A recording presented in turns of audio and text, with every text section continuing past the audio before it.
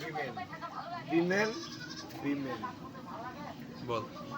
এই সপ্তাহে 3.5 লাখ টাকা মেরেছি, সপ্তাহের ভিত্তিতে 2-3 টাকা মেরেছি না জোরে কও। বিমেল।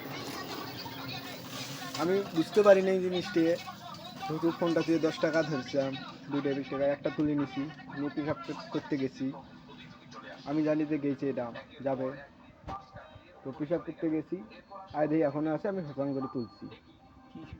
অনেক টাকা ভাবে ফোনে। ঠিক আছে।